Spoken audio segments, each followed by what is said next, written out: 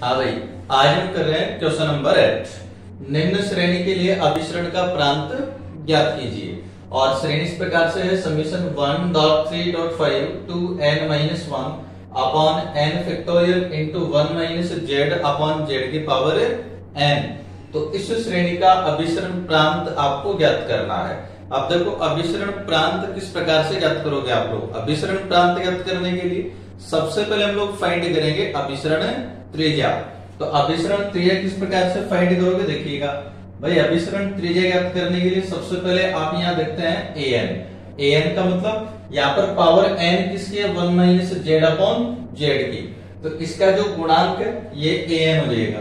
तो an हो जाएगा 1.3.5 to n-1 upon n factorial. ठीक है, अब an आ गया तो an+1 को देख लीजिए। तो an+1 equal to 1.3.5 to n-1। ये तो देखो an में था आपके पास में 2n-1 तक। तो इस 2n-1 से जो अगला गुणनखंड आएगा वो देख लीजिए क्या होगा, 1, 3, 5, यानी 2 ऐड कर दोगे ना इसके अंदर। तो इसमें 2 ऐड कर दो, या मैं ऐसे भी कह सकता हूं कि इसमें n के स्थान पर n+1 कर लीजिए तो अगला गुणनखंड मिल जाएगा। तो अगला गुणनखंड आपके पास में आएगा 2n+1। जैसे ही आप लोग यहाँ n के स्थान पर n+1 कर दोगे और बटा n के स्थान पर n+1 करते ही ये आपके पास मिलेगा n+1 फैक्टोरियल। तो an आ गया, an+1 आ गया। ठीक है, दोनों आ गए। अब अभिसरण त्रिज्या हम लोग फाइंड कर लेंगे। तो यदि अभिसरण त्रिज्या कैपिटल R है, यदि अभिसरण त्रिज्या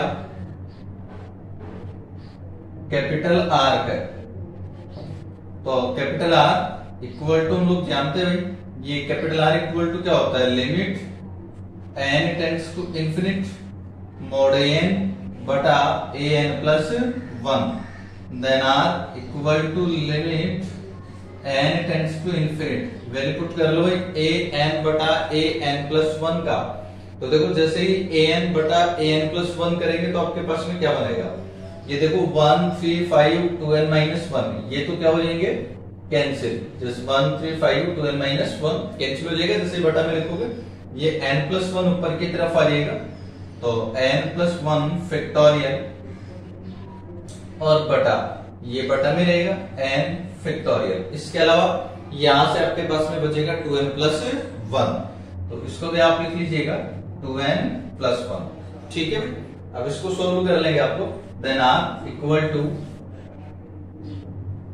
ये बटा में आएगा ना 2n+1, इस 2n+1 को बटा में लिखिएगा तो 2n+1। ठीक है, इसलिए an+1 बटा में है इसलिए 2n+1 बटा में रहेगा। तो capital R equal to limit n tends to infinite. अब देखिए इस n+1 फैक्टोरियल का प्रचार करिए। प्रचार करोगे सबसे पहले n+1 आएगा, फिर एक कम करते ही n आ जाएगा और n पर प्रसार को यही रोक देंगे तो n फैक्टोरियल और बटा n factorial 2n+1, n factorial 2n+1। अब ये n फैक्टोरियल हो जाएगा कैंसिल।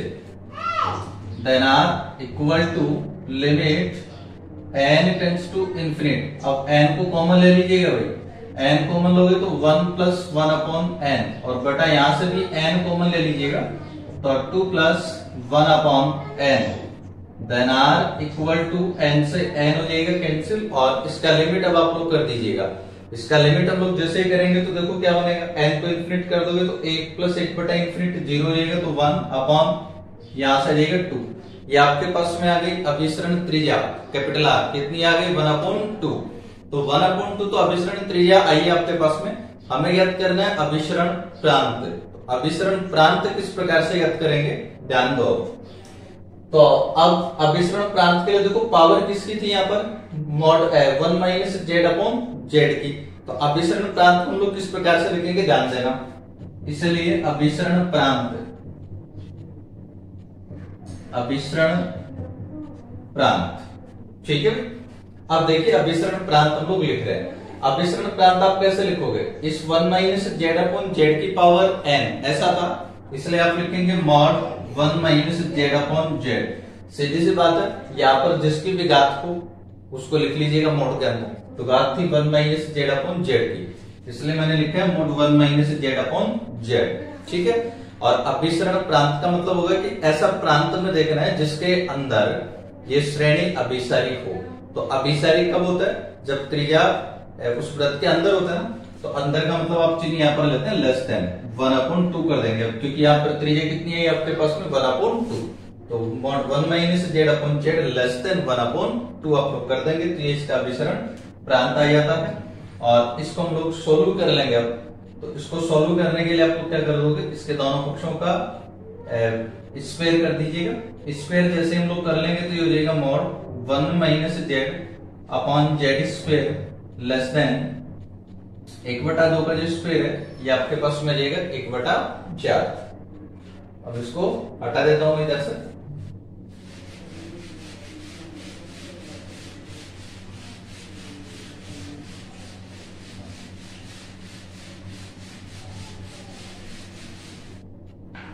हाँ भाई देखिए, अब देखते हैं इसको क्या बनेगा।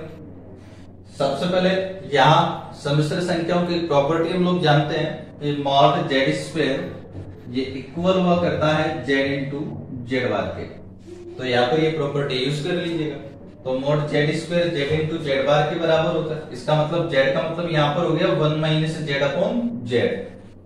तो 1 माइनस जेड अपॉन जेड, और जेड बार का मतलब इसका संयुग्म कर दोगे। तो चूंकि 1 तो एक कांस्टेंट राशि है, वास्तविक संख्या है, और वास्तविक संख्या का संयुग्म खुद ही होता है, तो 1 ही आ जाएगा minus Z bar upon Z bar, और लेस देन 1/4।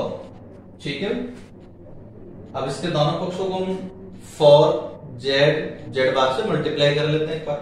तो जेड बार यहाँ कैंसिल हो जाएगा, बचेगा 4 इंटू 1 माइनस जेड तो 1 minus Z bar less then, देखो 4 हो जाएगा कैंसिल, तो बचेगा आपके पास में यहाँ जेड बार। ठीक है। तो अब ये आ जाएगा 4, इनको दोनों को मल्टीप्लाई कर लीजिएगा। दोनों को मल्टीप्लाई करेंगे तो क्या आ जाएगा भाई 1 minus Z bar plus Z into Z bar less than Z into Z bar. ठीक है। और फिर आपके पास में हो जाएगा, इसको हल करोगे तो देखो 4 इंटू जेड बार यानी 4 जेड बार हो गया है। और इसके दोनों पक्षों में से जेड बार हम लोग घटा देंगे। तो जेड बार जैसे ही घटा दोगे तो 4 जेड बार माइनस जेड बार, तो आपके पास बचेगा 3 जेड बार। ठीक है। इसके बाद में देखिएगा इनमें से दोनों में से माइनस कॉमन अगर ले लिया जाएगा तो हो जाएगा -4 into Z plus Z bar. ठीक है। जेड और जेड बार को मैंने एक जगह लिख दिया दोनों को, और फिर मैं लिख रहा हूं कांस्टेंट। तो कांस्टेंट क्या हो जाएगा 4 इंटू 1, कितना हो जाएगा आपके पास में 4, और लेस देन जेड बार आपने घटाया है तो ये कैंसिल हो जाएगा, तो बचेगा आपके पास में क्या 0। ठीक है। इसके बाद अब क्या करेंगे हम लोग, सबसे पहले तो ये जेड बार जो है इसका गुणांक 1 बनाना होता है आपको हमेशा। तो इसका गुणांक 1 बनाने के लिए आप इसको 3 से डिवाइड कर दीजिए दोनों पक्षों को। 3 से जब डिवाइड कर लोगे तो ये आ जाएगा जेड बार -4/3 into Z plus Z bar, और ये +4/3 लेस देन 0। इसको अभिसरण प्रांत के मानक रूप में लिखेंगे। मानक रूप में किस प्रकार से लिखेंगे, देखिए मानक रूप में आप लिखते हैं अभिसरण वृत्त को mod z minus less than r. इस फॉर्म में हम इसको लिखेंगे, और इस फॉर्म में लिखने के लिए आप क्या करेंगे, यहाँ पर सबसे पहले तो इसको मैं कार्तीय रूप में चेंज कर लेता हूँ। कार्तीय में चेंज करने के लिए देखो कैसे लिखोगे, जेड इंटू जेड बार। अब आप लोग जानते हैं कि जेड इक्वल टू होता है एक्स प्लस आयोटा वाई, और जेड बार आपके पास में होता है एक्स माइनस आयोटा वाई। इसलिए जेड इंटू जेड बार क्या हो जाएगा, दोनों को मल्टीप्लाई करोगे ना तो a plus b into a minus b बनेगा a square minus b square. अब a स्क्वायर का मतलब हो जाएगा x square minus b square का मतलब आयोटा स्क्वायर वाई स्क्वायर। अब आयोटा स्क्वायर -1 होता है, इसलिए माइनस माइनस प्लस हो जाएगा वाई स्क्वायर। तो जेड इंटू जेड बार इसको आप लोग क्या लिख दोगे, x square plus y square. ठीक है। और -4/3। अब ये जो जेड प्लस जेड बार है इसको आप लोग क्या लिखेंगे, देखो जेड प्लस जेड बार दोनों को ऐड कर लोगे तो जेड प्लस जेड बार क्या बन जाएगा, एक्स प्लस एक्स आ जाएगा 2x, और ये आयोटा में हो जाएगा कैंसिल। तो जेड प्लस जेड बार को आप 2x लिख सकते हैं। तो इसको जैसे आप लोग 2x लिखोगे तो ये हो जाएगा 8/3x, और ये प्लस के 4/3 लेस देन 0। ठीक है भाई, ये कार्तीय रूप में आपके पास आ गया वृत्त का समीकरण। एक बार मैं इनको हटा देता हूं।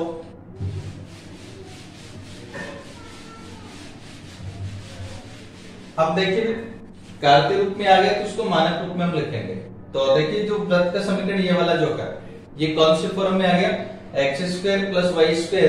देखो वृत्त का समीकरण वास्तविक संख्याओं में से लिखते हैं ना अपन मानक रूप में, x² plus y² plus 2gx plus 2fy plus c equal to 0। ठीक है, तो सबसे पहले इसका केंद्र देखिएगा। ये वाला जो वृत्त होता है इसका केंद्र आप लोग जानते हैं, केंद्र होता है -g-f। ठीक है, ये तो इसका केंद्र है। और इसकी जो त्रिज्या है, ये त्रिज्या होती है √g² plus f² minus c। तो अब हम क्या करेंगे, ये जो वृत्त है इसका केंद्र और त्रिज्या हम लोग फाइंड कर लेंगे। तो केंद्र और त्रिज्या कैसे फाइंड करोगे, देखो केंद्र होगा -g-f। ठीक है, तो इस वृत्त का केंद्र और त्रिज्या में लिख रहा हूं। वृत्त का केंद्र, तो बताइए केंद्र क्या हो जाएगा भाई, -g-f लिखा था, तो -g-f का मतलब क्या हुआ, देखो x का गुणांक है 2g, तो यहाँ केंद्र आ गया -c। सीधी सी बात है कि ये जो x का गुणांक है इसको अगर -2 से हम लोग डिवाइड कर दें तो -g मिलेगा, और y के गुणांक को -2 से डिवाइड करेंगे तो क्या मिलेगा, -f।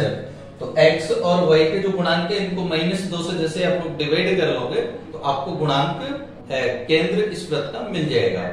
तो कर लीजिएगा -2 से डिवाइड और केंद्र लिख दीजिएगा। तो यहाँ पर देखो x का जो गुणांक -8/3 है, -2 से डिवाइड कर लोगे तो केंद्र बन जाएगा 4/3। और दूसरा -f यानी y के गुणांक को जब -2 से डिवाइड करोगे आप लोग देख सकते हैं y का गुणांक है 0, और -2 से डिवाइड कर लोगे तो क्या आ जाएगा 0। साथ ही में इसकी त्रिज्या भी आप लोग देख सकते हैं, इसकी जो त्रिज्या है वो क्या आ जाएगी भाई, √g² plus f² minus c। तो g² मतलब 4/3 का स्क्वायर कितना हो जाएगा 16/9, और प्लस 0 का स्क्वायर 0 और माइनस c। c का मतलब अचर पद, तो यहाँ पर कितना है अचर पद 4/3, इसलिए मैंने इसको क्या लिख दिया यहाँ पर 4/3 इसको लिख दिया है। हल कर लोगे तो 16/9 माइनस 4/3, एलसीएम 9 आ जाएगा तो 16, और माइनस के ये 12 हो जाएंगे तो 4/9 वर्गमूल इसका हो जाएगा 2/3। ये आपने फाइंड कर लिया इसका केंद्र और त्रिज्या। तो अब हम लिख देंगे वृत्त का समीकरण मानक रूप में, mod z minus a less than r के फॉर्म में। तो मैं लिख देता हूं, इसलिए अभिसरण प्रांत कैसे लिखोगे, mod z minus a less than r, जैसा भी देखा था हमने। और उसमें आपने देखा था कि जो a है वो क्या होता है, वृत्त का केंद्र, और a जो है वो सम्मिश्र संख्या होती है वहां पर। अब यहाँ जो केंद्र है 4/3 0 है, इस केंद्र को आप सम्मिश्र संख्या में कैसे लिखेंगे, ध्यान देना भाई कोई भी सम्मिश्र संख्या जो x प्लस आयोटा y होती है इसको आप एक बिंदु के रूप में ऐसा लिख सकते हैं x y। ठीक है, तो x प्लस आयोटा y को आप ऐसा लिख सकते हैं x y, या इसका रिवर्स में हम लोग कह सकते हैं कि अगर कोई बिंदु x y है तो आप इसको सम्मिश्र संख्या में कैसे लिखेंगे, x प्लस आयोटा y। तो अगर बिंदु आपके पास में 4/3 0 है तो फिर इसको सम्मिश्र संख्या में कैसे लिखेंगे, ध्यान देना। अब बिंदु आपके पास में यहाँ 4/3 0, तो जैसे ही x y था आपने लिखा x plus iota y, x के स्थान पर अब क्या दिख रहा है आपको 4/3, और प्लस आयोटा y के स्थान पर क्या दिख रहा है आपको 0, तो ये 0। अब आयोटा इंटू 0 तो क्या हो जाएगा 0, तो क्या बचेगा आपके पास में 4/3 प्लस 0 यानी 4/3, और लेस देन r मतलब त्रिज्या कितनी आ गई आपके पास में 2/3। ठीक है, ये आ गया आपका अभिसरण प्रांत। नेक्स्ट क्वेश्चन 9, एक घात श्रेणी की परिभाषा दीजिए और फिर क्या 1 + 1/z + 1/z² + 1/z³ एक घात श्रेणी है। आबेल प्रमेय का कथन दीजिए एवं इसे सिद्ध कीजिए।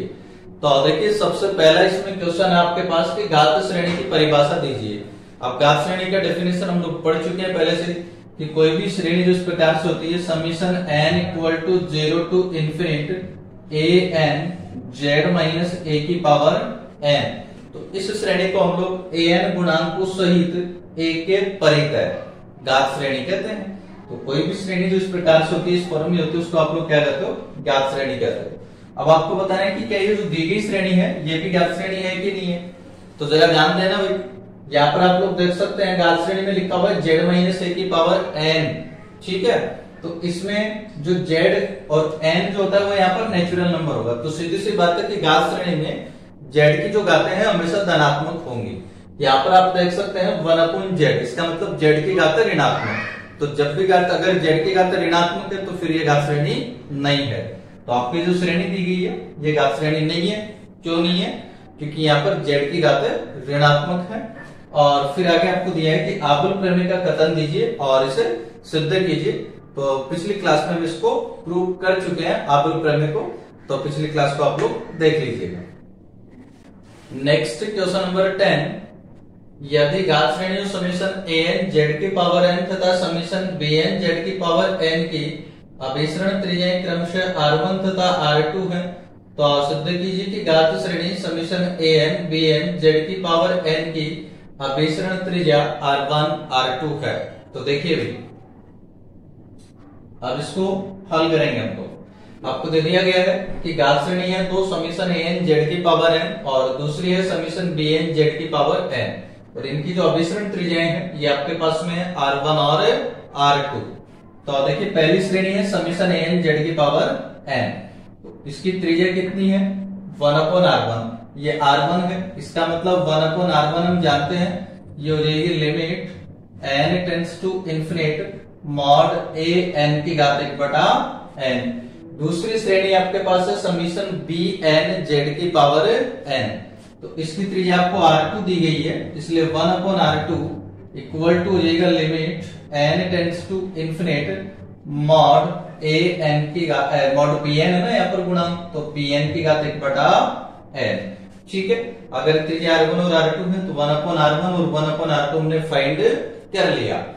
अब दूसरी श्रेणी, तीसरी श्रेणी आपके पास है an bn z की पावर n, और हमें सिद्ध करना है कि इस श्रेणी की जो त्रिज्या है ये r1 r2 होगी। तो देखते हैं आप, तो अब श्रेणी समीशन an bn z की पावर n की अभिसरण त्रिज्या, इसकी अभिसरण त्रिज्या देखते हैं हम लोग। इसकी जो अभिसरण त्रिज्या है ये क्या बनेगी, जानते हैं हम लोग। सपोज इसकी त्रिज्या अगर हम r मान लें तो 1/r equal to limit n tends to infinite, गुणांक यहाँ पर क्या है भाई मॉड an bn, और इसकी घात 1/n। अब इसको आप ऐसे लिख सकते हैं limit n tends to infinite mod a n की घात 1/n और इंटू मॉड bn की घात 1/n लिख सकते हैं आप इसको ऐसा अलग। तो 1/r इक्वल टू